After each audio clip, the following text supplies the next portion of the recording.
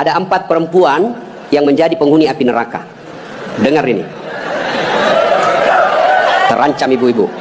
1, kata Nabi, mereka yang selalu bicara kasar sama suaminya. Boleh marah, jangan memaki. 2, perempuan menjadi penghuni api neraka. Mereka yang membebani suaminya melebihi kemampuan suami. Dan yang ketiga, kata Nabi, orang yang akan menjadi perempuan penghuni neraka, mereka yang mempertontonkan auratnya di depan lelaki. Yang keempat, orang yang akan menjadi perempuan penghuni api neraka, mereka yang tidak mendirikan sholat.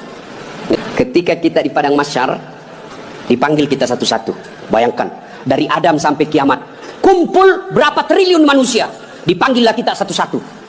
Siapa dulu yang dipanggil? Nenek kita yang duluan mati? Tidak. Kakek kita yang duluan wafat? Tidak.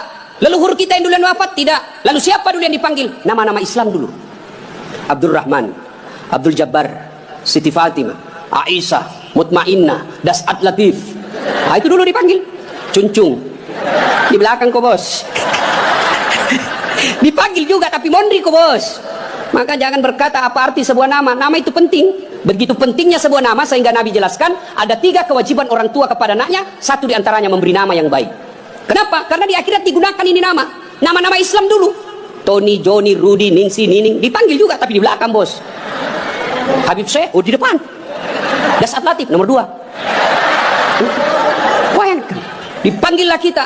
Nah, orang bilang apa arti sebuah nama? Coba bayangkan kalau tidak ada semua nama di sini. Yang paling repot caleg. Pilih saya siapa? Anu siapa? Anu. Coba kalau ada, coba sebut nama. Orang sebut nama minimal 2 saya bisa tahu. 1, suku, 2 agamanya. Nama Margono. Nah, biasanya Jawa. Itu. Nama Ambok Dalle. Anda mungkin Cina. Masa Ambok Dalle Cina? Apa sih Bugis? Ya kan? Nah, nama. Yang kedua, nama adalah doa.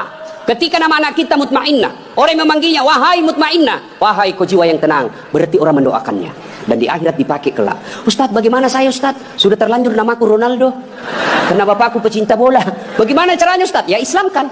Bagaimana cara mengislamkannya? Tambah Muhammad di depannya. Muhammad Abdul Ronaldo. Nggak nyambung Ustaz, biar nggak nyambung. Yang penting selamat kok bos. Masih ingat almarhum Presiden kita Soeharto?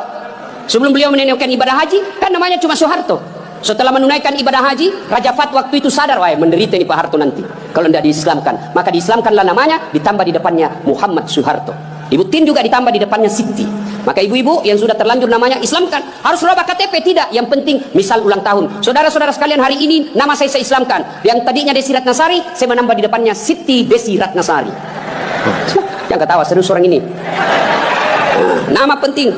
Dan pada saat itu, ketika kita dipanggil satu-satu, wajah-wajah kita di padang mahsyar tidak lagi seperti ini.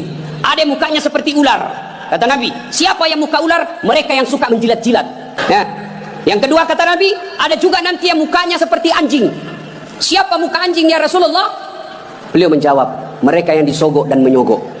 Lalu kata Nabi, ada juga nanti yang mukanya seperti tikus. Ya Rasulullah, siapa muka tikus? Mereka yang suka mengambil barangnya orang. Ada juga kata Nabi yang nanti mukanya seperti kuda. Siapa muka kuda ya Rasulullah? Nabi menjelaskan, mereka yang suka mendahului imam ketika sholat berjamaah. Puncak dari semua ilmu adab.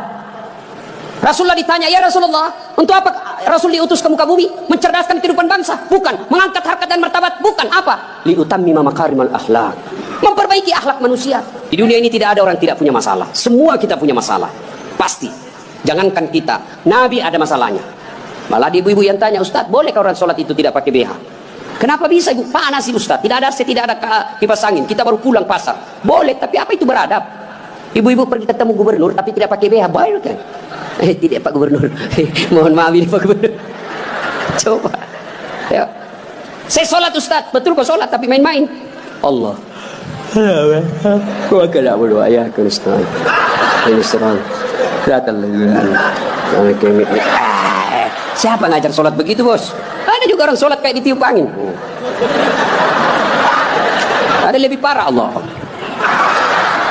Siapa ajar kau sholat pakai keju-keju?